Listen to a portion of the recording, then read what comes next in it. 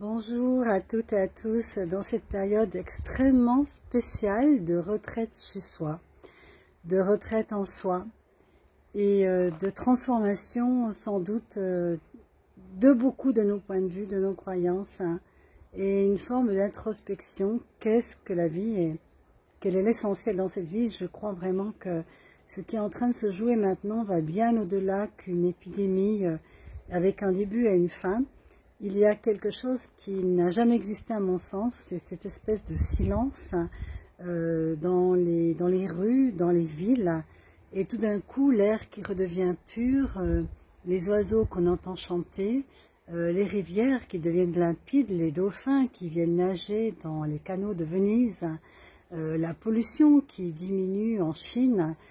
Et la question qu'on peut se poser, est-ce que le véritable virus à l'heure actuelle sur ce monde, cette planète, ce ne serait pas l'être humain, et que la planète à sa façon, même si les raisons de toutes sortes qui sont invoquées sur la provenance du virus sont vraies ou fausses, moi ça m'est complètement égal, ce que je vois c'est ce que ça crée. Et la planète, la conscience, l'univers est capable d'utiliser même les gangsters ou les scélérats, s'ils existent, pour arriver à permettre à ce que l'être humain se transforme. Et ce que je crois, c'est que on a une possibilité incroyable de transformation, de sortir de l'inconscience, et je dirais même sortir de l'anticonscience. L'anticonscience, c'est quand on sait que quelque chose fait du tort, mais qu'on a un intérêt personnel et qu'on le fait quand même, ce qui est déjà le degré du dessus. Et je trouve qu'on vit une époque formidable. Oui, je sais qu'il y a des gens qui souffrent et je ne suis pas heureuse que les gens souffrent. Je sais qu'il y a des gens qui meurent et je ne suis pas heureuse que des gens meurent, même si c'est notre destinée à tous et à tous, à un moment donné, de partir, de laisser notre corps, on ne sait pas quand, comment. Et à un certain niveau, je dirais que cette pandémie internationale amène l'être humain à se rendre compte qu'il n'est pas immortel. Voilà, qu'il y a une impermanence dans cette vie et que aujourd'hui je suis vivante, peut-être c'est la dernière fois que vous m'entendez. Et demain je serai peut-être partie où? Est-ce que c'est la fin ou le début? Est-ce que nous sommes vraiment limités à notre corps physique ou est-ce qu'il y a autre chose?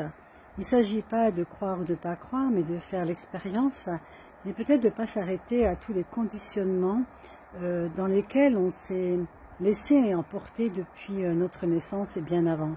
Et là, on vit une période incroyable. On vit une période, moi je trouve, qui n'a jamais existé. La possibilité d'un nouvel éveil de conscience, la possibilité de voir combien toute cette technologie et cette course au profit, au détriment de la planète, au détriment de notre santé, hein, et parce que quand même, on sait très bien que des virus, il y en a toujours eu, il y en aura toujours. Qu'est-ce qui fait la différence entre quelqu'un qui meurt d'un virus ou quelqu'un qui ne meurt pas? Moi, je dirais déjà son heure. Voilà, il y a des moments, il y a des êtres humains, quand ils doivent partir, ils glissent sur une peau de banane et ils meurent. Et puis aussi, l'autre, c'est que quand on se prend vraiment soin de soi, de sa santé, quand on retrouve le bon sens et quand on retrouve toute cette hygiène qui renforce le système immunitaire, que ce soit au niveau de l'alimentation, mais au niveau aussi de notre psychisme, au niveau de notre joie, mais la joie, mais retrouvons cette joie. Et j'ai jamais vu de gens autant rire depuis cette catastrophe. Non pas bien sûr rire de la souffrance des autres, hein. C'est vraiment pas de ça dont il s'agit, hein. Mais rire pour vraiment relativiser tout, rire des fois d'une situation totalement saugrenue. À l'heure actuelle, rire sans jugement en fait, hein. Rire parce que rire c'est tellement bon, parce que rire ça fait du bien, parce que rire ça libère nos émotions, ça libère la pression, ça libère les jugements, ça libère toute la colère, ça libère les frustrations, mais le rire c'est le premier médicament de cette planète, hein. Et merci à tous ceux qui publient des choses tellement drôles, que des fois je vais rien que pour rire, aller regarder ce qui a été publié, même si je l'ai déjà vu une fois, deux fois, trois fois. Mais rire, ce n'est pas être inconscient. Rire, ce n'est pas être bête, hein. On associe parfois à l'intelligence, c'est très grave et très sérieux. Le nombre de fois on a fait confiance à la gravité et au sérieux, qui était complètement coupé de la conscience, complètement coupé de la prise de conscience, complètement coupé de l'intuition. Ce que je me rends compte, c'est que plus j'avance dans ma vie, plus j'avance en âge, et bien plus ma vie s'allège, parce que je lâche des jugements, je lâche le mental, les pensées, les croyances, les idées fixes. Je suis capable de les laisser me traverser, mais s'en aller aussi vite qu'elles sont venues. Et mon GPS, c'est la conscience. Et ça, c'est le cadeau de toutes les personnes, je crois, qui vivent des moments difficiles. À un moment donné, tu ne sais plus à quoi t'en remettre, et tu t'en remets à ce que tu ne sais même pas qui existe, c'est-à-dire ce qui est plus grand que toi. Eh bien, le cadeau en ce moment, c'est que les gens, c'est ça qu'ils découvrent. Parce qu'ils n'ont pas le choix. Ils découvrent la solidarité, ils découvrent qu'il y a des gens autour d'eux qui sont intéressants, ils découvrent que, waouh, rire ensemble, parler ensemble, prendre l'apéro ensemble par vidéo interposée. Aujourd'hui, on a fêté l'anniversaire de ma fille Gaïa. On était bien sûr que toutes les deux. Et on a décidé quand même de le fêter par une réunion WhatsApp. Vous voyez, même la conscience nous amène la technologie. La technologie nous aide aussi à découvrir des choses qu'on ne savait pas qui existaient, à rire justement, à apprendre, à s'informer. Bien sûr, il ne s'agit pas de devenir addict, hein, c'est comme toutes les bonnes choses. Il faut savoir aussi les mesurer. Hein. Donc aujourd'hui, moi je suis extrêmement optimiste et j'ai envie et je souhaite continuer d'offrir au monde tous ces outils, toutes ces façons d'être qui permettent justement de traverser toutes les épreuves, parce que des épreuves, il y en aura tout le temps. On est venu aussi apprendre à marcher, apprendre à grandir, et certaines, je dirais, difficultés nous obligent à trouver de la force, nous obligent à peut-être demander et de donner cette main à la conscience dont je parle souvent. Et alors si c'était le début de quelque chose encore plus grand, si c'était le début de ne plus continuer justement ce qu'on fait qui est destructeur pour la planète, pour ses eaux, pour la nature, si enfin la conscience, c'était le moment que la conscience émerge. Et vous voyez, c'est ce que je veux croire, parce que je sais aussi que nos croyances créent le monde. Et si nous sommes 1, 2, 3, 4, 5, 10 000 à croire ça, si un virus, c'est juste un virus, oui, les gens vont mourir, mais un jour ou l'autre, ils seraient morts. Parce que nous allons tous mourir. Et ça, il faut le savoir, il ne faut pas l'oublier. C'est pas triste.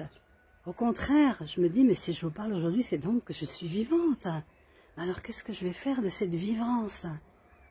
Qu'est-ce que je vais utiliser là maintenant, puisque je sais que finalement je suis mortelle, qu'un jour je partirai, je laisserai mon costume. Je ne sais pas ce qui se passera après.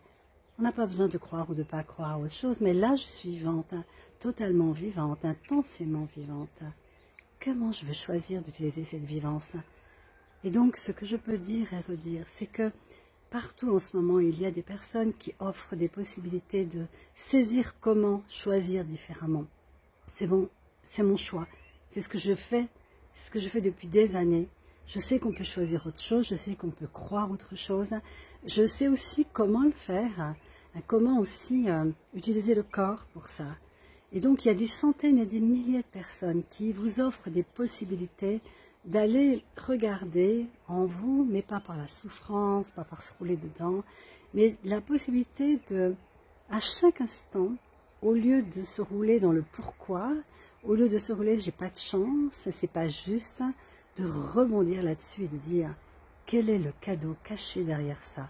Et moi, je vous demande, mais pas à vous, je le demande à ce qui est plus grand que moi, quel est le cadeau caché derrière cette épreuve, cette pandémie mondiale?